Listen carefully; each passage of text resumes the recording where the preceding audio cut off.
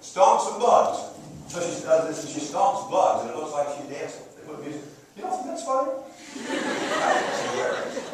There's another young lady who's in my life too, and it's this young lady. I met her last year. It's a little bit more than a year ago. This is Kaylee Palmer. And over here is Kaylee Brooke Palmer with me. Kaylee is a cancer patient. Kaylee, through Children's Miracle Network, has some dreams. Some of our students in their ethics class made contact with her.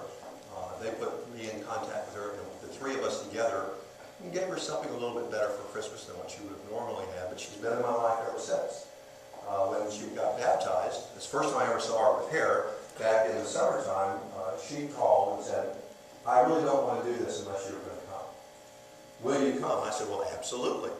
So we came and had a great time with her, and then she had to go back and have more surgery right after that. And today, I mean, right now, every week she has to go down to Little Rock for 3 or 4 days for chemotherapy and radiation on the days that her white blood cells are high enough to be able to do that. At the very end of this presentation, I have a song that kind of honors her.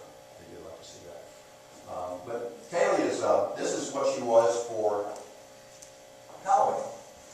She was in the hospital for Halloween in Little Rock. They don't have a children's oncology program here. Delightful little girl. She warms my heart so much. And I want to encourage you that when you have a chance to reach out to people like this little girl, and you can make a difference in their life, do it. It doesn't take much time to do it. It just takes a will to do it. And if you look at the outcome of it, it's a great challenge I think we can have overall. Okay, so people are an important consideration. And then finally, I think we make choices. Is that not true, Alex? And we want to make choices that are representative of where we want to be able to go. So that's, I've certainly found that in my life. I made some choices that aren't so good. The IRS has audited me a couple of times, those weren't good choices. I didn't like that at all.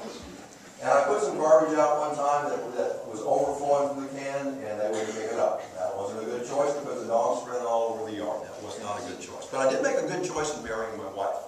I met her in May, Owen. I stalked her for 3 weeks.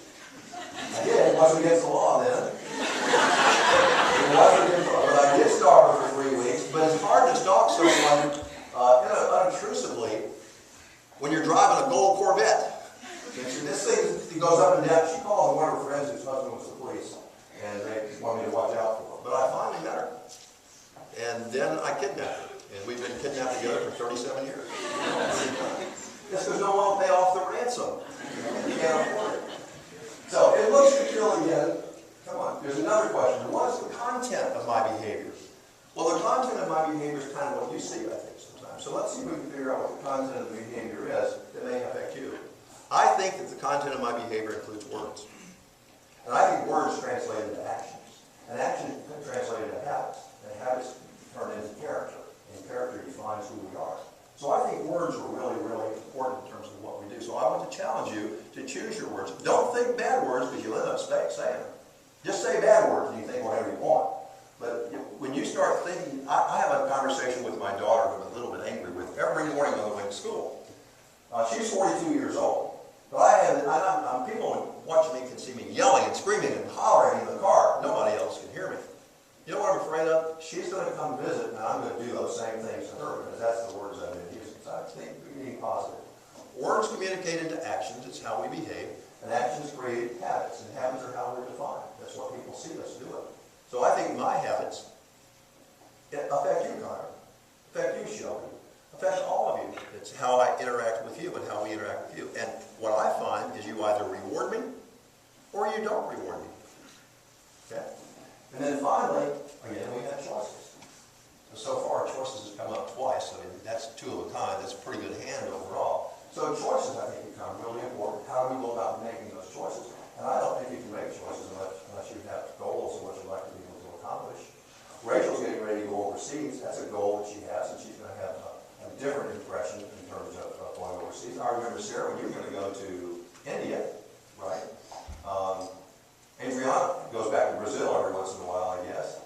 You know, I can look at many of you that I know that I've written recommendation letters for to go overseas, and that has changed your life. That's a good choice to be able to do that. Okay? So the whole question comes back to me as I'm putting this together for tonight as I ask, well, who am I anyway? And you know, I don't know if I can tell you who I am. I can tell you what I am. I can tell you what I do. But I still think I'm finding out who I am. I And I hope that by the time I meet the great maker in the sky that I'll understand what that is. And I'll send you a note. I'll tweet you so you'll know what I'm doing.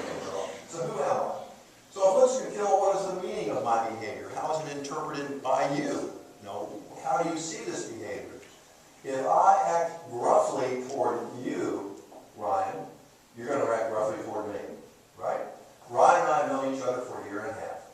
And I would say that Ryan and I are very, very good friends. I used to play the drums, he plays the drums. But I'll never get up and play the drums in front of him. Will, you play an instrument. I can't do that kind of stuff. I used to play guitar. But because of an illness that I have no feeling in my hands. I have very little feeling in my feet. And I can't play. I used to sing. I was going to sing to you tonight. I can sing the Burger King song. Most of you heard that anyway. But no one's asked me to do that. I think in my life, what I have learned from you and the other 31,000 students that have touched my life is that everything has to have a purpose. Everything that we do has to have a purpose. I think that all of us, each one of us, must have a purpose-driven life. And I think a purpose-driven life will have outcomes of which we'll be very proud. I'm going to try to induct you later to a club, an honorary club, and you'll see that purpose is really important to us. Second consideration is friends are the family that you choose. Now, I have a family that I was born into, and my brother and my sister and my other sister and I don't talk to each other anymore. There are reasons for that. I can't figure out necessarily what they are, but I was born into that family. I didn't have a choice. Isn't that what Billy Carter said about Jimmy Carter? You probably weren't, you don't even know who Jimmy Carter was. He was president of the United States, man. Come on now. You know? So Billy Carter, when he put him on the news, he says, well, you know what? You can't choose your family. And he was really quite a guy. He was very good. The fourth consideration to me, what I have learned from you, and I enjoy doing it with you, is life is problems. And living is a problem-solving situation. And you know, that's what we're trying to do here at Walton College. We're trying to help you to make better decisions, good decisions, decisions that you'll be proud of, no matter what they are, no matter whether you win or whether you lose. Good decision-making will give you a longer life if your body will hold out in that situation. And Shelby, I know some decisions that you've made that got you into your internships, and they've done really remarkable things for you. But you're getting ready to go to Arizona, right, for a job? You have your bathing suit ready? I told Shelby to be careful about snakes. She looked at me and I said, the two-legged kind. The ones that are in the ground will bite you, but the big ones will steal from you. So you got to be careful about that. So I like you to look at what we're doing as problem solving. I think I've learned that with you. I think you have shaped me to understand that you have problems and you need people to be able to help you resolve those problems. And so I think that's an important consideration. Plato says that the unexamined life is not worth living. But I like the second sentence much better by Kurt Vonnegut. What happens if the examined life turns out to be a clunker as well? What if you examine your life and it's not what you want it to be? Now, the good part about that, I think, is we're still living. We're still living. And you have a chance to be able to improve and to change, and that's the only thing that's constant. I think Kurt Vonnegut got that pretty straightforward. If looks could kill, I'm accountable for my behavior. I promise you I won't keep you over. Okay? I am accountable for my behavior. Whatever I do, I'm held accountable for that. I have colleagues that believe in me and support me and work with me, and that is overwhelmingly positive. I have had opportunities in the last 2 years to take a leave of absence for health reasons, and my colleagues have encouraged me not to do that if I didn't want to do that. And that has been overwhelmingly rewarding for me, reinforcing for me, encouraging for me. I will tell you that when I look in terms of I'm accountable for my behavior, that in July, on July the 7th of 2010, I was diagnosed with stage 4 advanced cancer. I was told at that same period of time that I had 90 to 180 days to live. That was it. Lance Manning, my physician, is the one that told me that. So you can imagine how frightened I was. Now, my wife wasn't here. She was in Georgia. I called, so I'm coming home right away. I said, please don't. There isn't anything that you can do. I think Dr. Manning has this all together. So he says, okay, we're going to start you on a regimen. And that regimen was chemotherapy and radiation. And then as we got through that, going through that, it wasn't working exactly the way it was. So he says, we do have another resort for you, and that's surgery. So I met a guy by the name of James' son, Dr. James' son. He's at the UAMS Rockefeller Center for Cancer. And he has been an angel. He has been a prophet. He's also a magician, I mean a real magician, not just a surgeon magician. And he did a radical neck dissection on me that took 10 hours.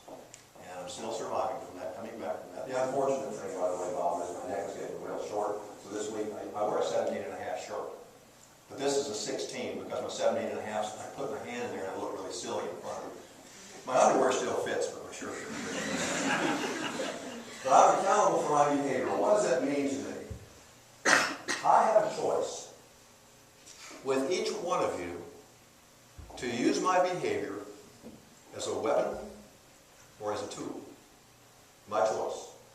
I can use it as a weapon, and what will happen to you? If I weaponize my behavior, what will happen in reverse from you? You'll weaponize your behavior.